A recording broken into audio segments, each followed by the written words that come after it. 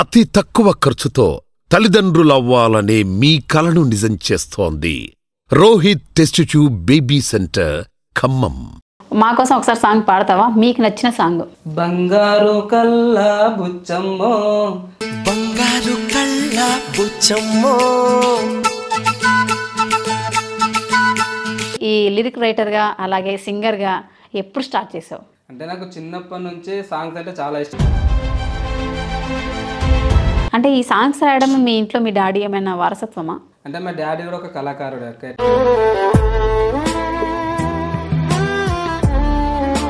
మరి ఇంతవరకు ఎవరు మీకు అవకాశం ఇవ్వలేదా?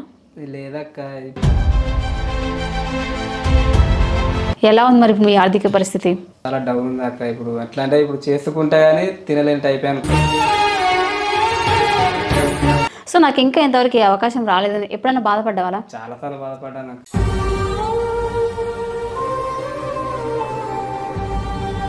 ఓన్లీ సింగింగ్ అయినా యాక్టింగ్ పరంగా కూడా ఇంట్రెస్ట్ ఉందా? ఉంటుంది అక్క ఇంట్రెస్ట్, యాక్టింగ్ ఇంట్రెస్ట్. ఒక సాంగ్ రాయడానికి మీకు ఎన్ని డేస్ టైం తీసుకుంటారు రాయడానికి? అంటే కరెక్ట్గా కూర్చుంటే మొత్తం సాంగ్ పైన ఇంట్రెస్ట్ పెట్టి కూర్చుంటే మీ పేరు మీద ఒక పాట పాడాలనుకుంటున్నాను. అంటే నవ్వుతుంటే మందార పువ్వులా ఉంటాదే ఈ శిల్ప, తెల్లాని పత్తి పువ్వులా మరి మనసైనదే ఈ శిల్ప, ఓ కసురుకున్న మాటలోన కోపమే మీకు తెలుసు. హాయ్, హలో, నమస్తే, వెల్కమ్ టు హాయ్ టీవీ. ఈరోజు మనతో పాటు ఉన్నారు లిరిక్ రైటర్ అలాగే సింగర్ శివప్రసాద్ గారు మనతో పాటు ఉన్నారు. తనతో మాట్లాడి మరిన్ని విషయాలు తెలుసుకుందాం. హాయ్ అండి. హాయ్ అక్క. ఎలా ఉన్నారు? బాగున్నాను అక్క. లిరిక్ రైటర్ అలాగే సింగర్, అసలు ఎలా సాధ్యం ఇది?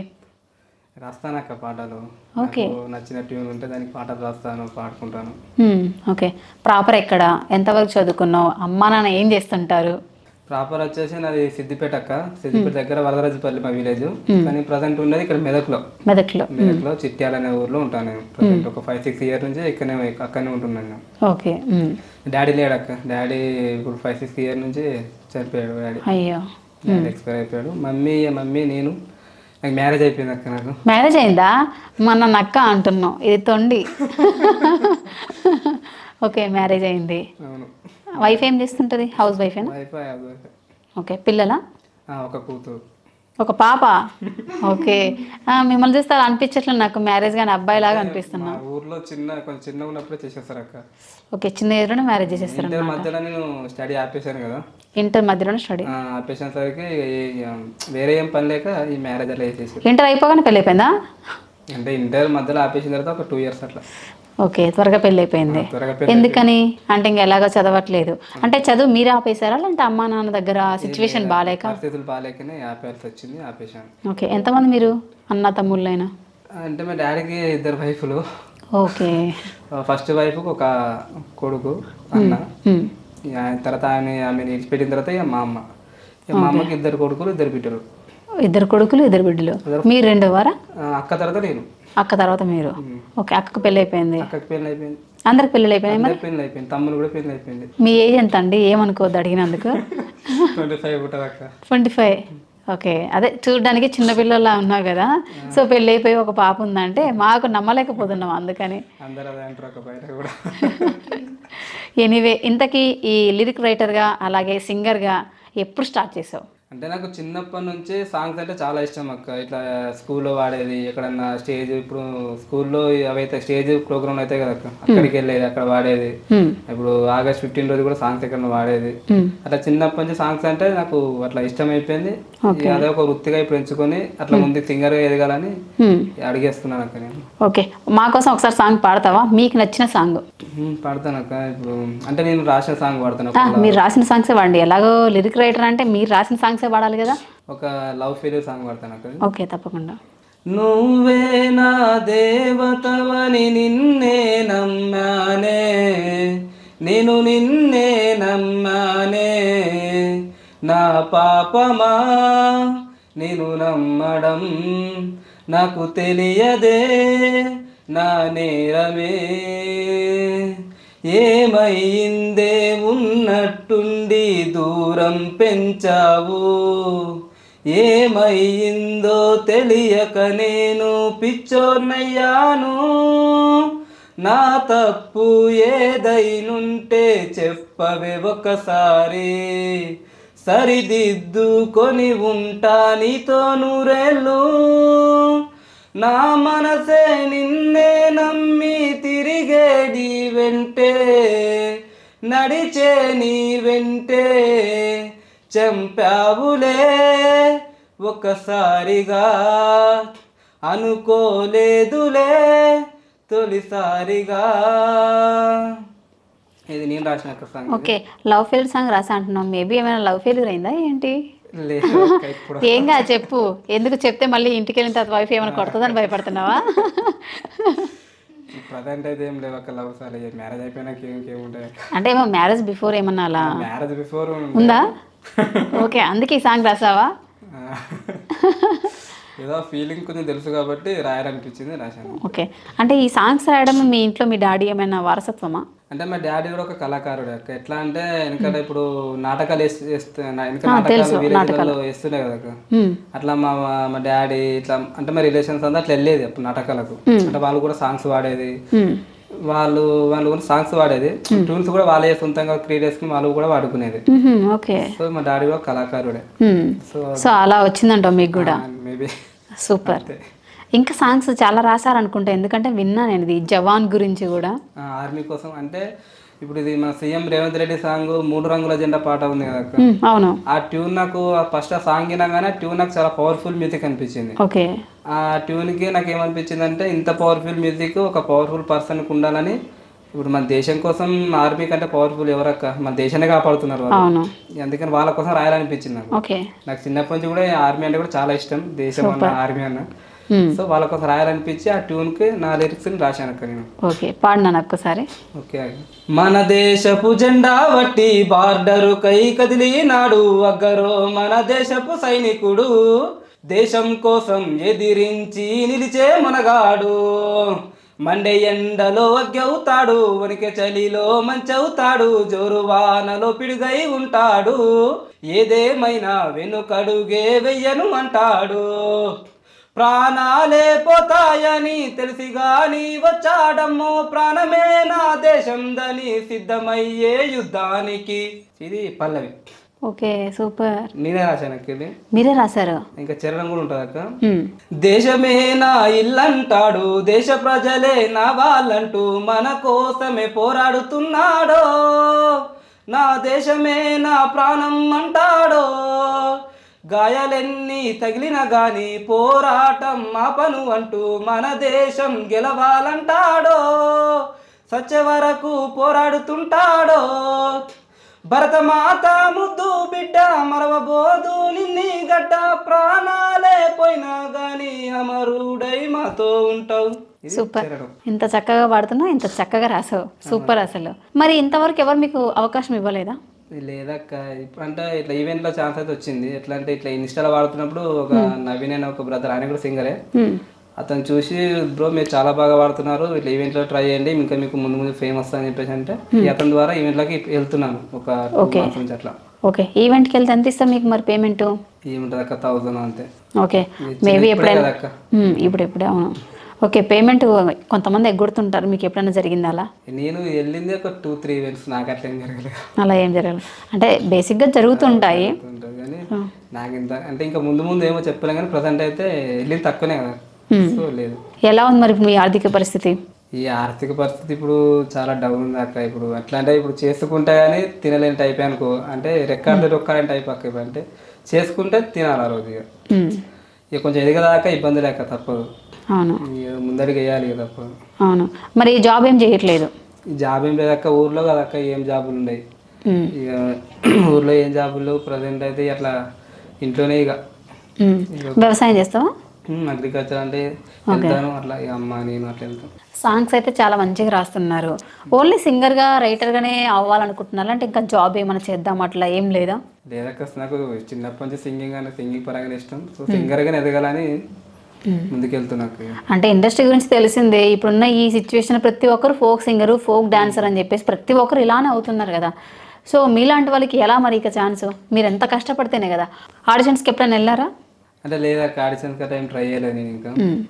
మనమే ఓన్గా వాడుకోవడం, యూట్యూబ్లో ఇన్స్టాలో అట్లా అప్లోడ్ చేయడం, ఈ ఛాన్స్ కోసం చూడడం, ఎవరన్నా తెలిసిన వాళ్ళు ఉంటే సింగర్స్ ఉంటే వాళ్ళకి కాల్ చేయడం, ఓకే అంతే అడగడం. ఓకే. సాంగ్స్ ఎవరికి ఇంతవరకు ఇవ్వలేదా మీరు రాసిన సాంగ్స్ అట్లా? ఎవరికి ఇవ్వలేదు అక్క. నా దగ్గర కొన్ని ట్యూన్స్ ఉన్నాయి, ఓన్గా లిరిక్స్ ఉన్నాయి. ఎవరైనా కావాలన్నా కానీ నేనే ట్యూన్ ఇస్తాను, సాంగ్ ఇస్తాను, పాడతాను, రాస్తాను. సూపర్. అసలు ఇంత మంచి టాలెంట్ పెట్టుకొని ఇంకా ఎక్కడో మారుమూల ప్రాంతంలో ఉన్నాం. తెలియలేదు నా గురించి. అదే తెలియాలంటే మనకు మనమే ఒక ప్లాట్ఫామ్ క్రియేట్ చేసుకోవాలి. సో కాబట్టి నువ్వు నా తమ్ముడు లాంటి కూడా నేను చెప్తున్నా, ఏదైనా సరే ఒక సింగర్గా అయినా లేదంటే ఒక యాక్టర్గా అయినా ఏదైనా సరే ఫస్ట్ థింగ్ మనం ఒక స్టెప్ వేస్తున్నామంటే ఆలోచించాలి. కంపల్సరీ ఇది ఏమైనా కానీ సక్సెస్ అవుతామో లేదా తర్వాత విషయం, పక్క అయితే ముందడుగు వేయాలి. నెక్స్ట్ ఏమైనా ఆడిషన్స్ ఉన్నా లేదంటే ఇంకా ఎవరైనా కాంటాక్ట్స్ పట్టుకొని చేసుకొని కంపల్సరీ ట్రై చేయి. ఇంకేమైనా ఉన్నాయి సాంగ్స్? మన జవాన్ గురించి ఆల్రెడీ పాడారు, రైతు గురించి పాడతారు. నాకు చాలా అంటే చాలా అభిమానం రైతులు అంటే. రైతుల కోసం కూడా రాశాను. ఒక రైతు తన పంట కోసం అప్పులెన్ని అయినా పర్లేదు అంటాడో, పంట చేతికొస్తేనే పండగంటాడో, న్యాయమైన రేటుకై పోరాడుతుంటాడో, అన్యాయమైన ఎదిరిస్తే బెదురుతుంటాడో, వానలొచ్చి పంట పోతే ఆత్మహత్యే తన తోడంటాడు, అన్నం పెట్టే రైతన్న ఆగితే ప్రపంచాన్ని కడుపు మాడదా, ఎంత కష్టమైనా చేస్తాడురా ఇష్టపడి కష్టపడి, ఇష్టంతో కష్టపడి, వ్యవసాయమే ప్రాణమని చల్ మండే ఎండలోనే కదిలిండు రైతన్నారో, పచ్చి బురదలోనే దిగిండు రైతన్నారో, జయ హో రైతన్న జయ జయ హో, నీ వల్లే లోకానికి బలమన్నా. ఇంత చక్కగా పాడుతున్నారు. మీ లైఫ్లో ఏమైనా బాధాకరమైన విషయం జరిగిన సంఘటన ఏమైనా ఉందా? ఇప్పుడు సింగర్గా ఎదగాలనుకుంటున్నావు, మీరు పడ్డ కష్టం ఏంటి మరి? ఇంతవరకు ఛాన్స్ రాలేదు, ఆ ఫీలింగ్ ఎలా అనిపిస్తుంది? ఇంత టాలెంట్ పెట్టుకొని కూడా ఇంత సాంగ్స్ మంచిగా రాస్తున్నా, సో నాకు ఇంకా ఇంతవరకు ఈ అవకాశం రాలేదని ఎప్పుడైనా బాధపడ్డావా? చాలాసార్లు బాధపడ్డాను అక్క. నేను అంటే ఎంత మంచిగా రాసుకుంటాను కదా, ఎంత పవర్ఫుల్ లిరిక్స్ రాస్తాను, ట్యూను పవర్ఫుల్ ట్యూన్కే రాస్తాను, కానీ ఎవరు సపోర్ట్ ఇస్తలేరు అని చెప్పేసి చాలాసార్లు బాధపడతాను. ఒంటరి కూర్చొని బాధపడతాను, ఎందుకు ఇంకా మనకు అవకాశం వస్తలేదు అంటే. చాలా చిన్నప్పటి నుంచి ఇష్టం కదా అక్క సింగింగ్ అనేది. ఇంకా ఇప్పటికీ ఒక సాంగ్ అట్లా ఏం సింగర్కి ఎదగపోయేసరికి అప్పుడు నాకు చాలా బాధ ఇస్తుంది. ఇక చూస్తున్న ఛాన్సుల కోసం ఇక ఎంత బాధపడ్డానే ఆగొద్దని చెప్పేసి ముందడికి వేస్తూనే ఉన్నాను. కానీ మీ అమ్మ మీతో పాటే ఉంటుంది ఇప్పుడు? నాతో పాటే ఉంటుంది అమ్మ. ఓకే. తమ్ముడు అందరికి కలిసి ఉంటుంది ఒక దగ్గర, అంతా ఏమంటారు ఉమ్మడి కుటుంబం లాగా ఉంటారు ఒక దగ్గర ఉంటాం. Okay super. ఇంకా సాంగ్స్ రాసారా? రాశాను అక్క. ఇప్పుడు సాంగ్స్ అంటే డాక్టర్ బిఆర్ అంబేద్కర్ గురించి రాశాను అక్క, అంబేద్కర్ కోసం రాశాను. ఓకే, ఒకసారి పాడినాను. ఆయన చేసిన మంచి పనులు ఎన్నో ఉన్నాయి. మన కోసం పుట్టిండురా అంబేద్కర్ గారు, రాజ్యాంగం రాసిండు మనిషి హక్కుల కొరకు, అవమానాలెదురయ్యే చిన్న వయసునప్పుడే, అన్యాయం చూసిండు తను ఎదిగేటప్పుడే, ఎన్నెన్నో అవమానాలు ఎన్నెన్నో అన్యాయాలు చూడగా తట్టుకోలేదురా ఆయన మనసు, తను పడిన కష్టాలు ఎదురైన ఇబ్బందులు మనకు జరగొద్దని తలచిండురా తను, మన బ్రతుకులు మార్చగా పుట్టర విప్లవ యోధుడిలా, అది మార్చాలని చదివిండుర మన అంబేద్కరుడు, తను చదివి రాసిండుర రాజ్యాంగ గ్రంథము.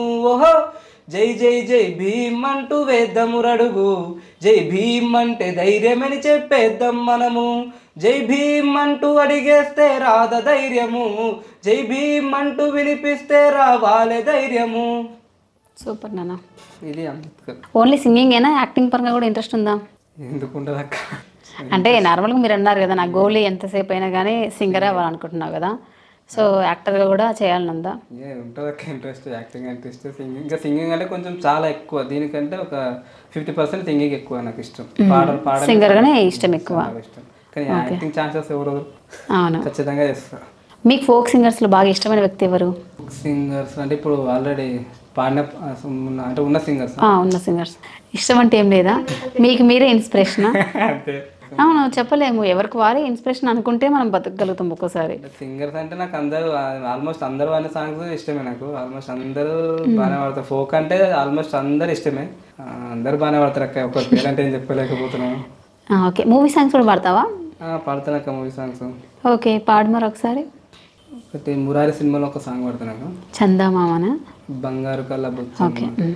బంగారు కల్ల బుచ్చమ్మో చెంగాబి చెంపాలచ్చమ్మో కోపంలో ఎంతో ముద్దమ్మో ఓ బుంగమూతి సుబ్బమ్మో సందే పొద్దుల్లో ముద్ద బంతల్లే ఎంత ముద్దుగున్నావే వెండి మువ్వల్లే జల్లుమంటుంటే గుండె గల్లుమన్నదే బంగారు కల్ల బుచ్చమ్మో చెంగాబి చెంపాలచ్చమ్మో కోపంలో ఎంతో ముద్దమ్మో ఓ బుంగమూతి సుబ్బమ్మో.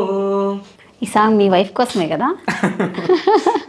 అంటే అంత ముద్దుగా ఉంటుంది కదా మీ వైఫ్, అందుకే కదా కేవలం మీ వైఫ్ కోసమే ఈ సాంగ్ డెడికేట్ అనమాట. ఇప్పుడు వైఫ్కే అక్క, ఇప్పుడు ఏదైనా వైఫ్కే ఇక తప్పదు. అంతే తప్పదు, లేదంటే ఇంటికి వెళ్ళి చీపురు కట్ట ఎరోదిక్స్ మరి కొడుతుంది మరి. ఇక మినిమం ఉంటుంది మరి. మరి పిల్లలంటే మామూలు ముచ్చట అనుకున్నావా? ఇంకా ఉన్నాయి సాంగ్స్, మూవీ సాంగ్స్ ఏమైనా పాడతావా? పాడతాను అక్క. ఇంకా ఒకటి అంటే ఫోక్, అంటే love feel songs folk type పాడతాను అక్క. ఓకే పాడు. అంటే నేను రాసింది కాదు, ఆల్రెడీ ఉన్న సాంగ్సే. ఓకే. చూసి చూసి వెళ్ళిపోతుంది ఆకాశం నా బాధ, కురిసిపోయే వాన రాసింది నా మరువని గాదా, రాయిపైనే రాయలేదు నీ పేరు, గుండెపైనే చెక్కినాను మర్చిపోకు, రాయిపైనే రాయలేదు నీ పేరు, గుండెపైనే చెక్కినాను మర్చిపోకు, చూసి చూసి వెళ్ళిపోతుంది ఆకాశం నా బాధ, కురిసిపోయే వాన రాసింది నా మరువని గాదా, నిలువెల్ల గాయాలు గుండెల పైన మోసిన అలసిన చిన్న పిల్లోలే బతుకు భారమాయేనా, నువ్వు లేక బతుకు భారమాయేనా.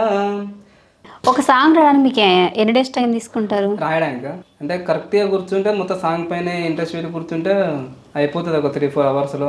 3-4 అవర్స్లో ఒక 1 డే అంతే. 1 డేలో అయిపించేస్తారు. ఓకే. కరెక్ట్గా దాని మీద కూర్చుంటే ఖచ్చితంగా ఎటు ఏం వేరే పని ఏం లేకుండా ఓన్లీ దాని మీద కూర్చుంటే అయిపోతుంది ఖచ్చితంగా. ఓ సూపర్. అసలు రాసేస్తాను మొత్తం దాని మీద ఇంట్రెస్ట్ పెట్టుకుని కూర్చుంటా కదా, రాసేస్తాను. రైతుల గురించి రాశారు, జై జవాన్ జై కిసాన్ అని చెప్పేసి అన్నారు. ఇంకా ఆడపిల్ల గురించి ఏమైనా ఎప్పుడైనా అనిపించిందా? ఇప్పుడున్న ఈ జనరేషన్లో ఆడపిల్లల గురించి ఏమైనా సాంగ్ అంటే అనిపించింది కానీ ఇప్పుడు ఒక సాంగ్ ఉంది కదా ఏంటది, కొషటి మీసాలోడు ఈ పాట ఉంది కదా, ఆ పాటని అది ఫీమేల్ వర్షన్ కదా, నేను మేల్గా రాసుకున్నాను. అంటే నేను అబ్బాయిని ఒక అమ్మాయికి వాడితే ఎట్లుంటుంది చెప్పేసి రాసుకున్నాను. పాడు.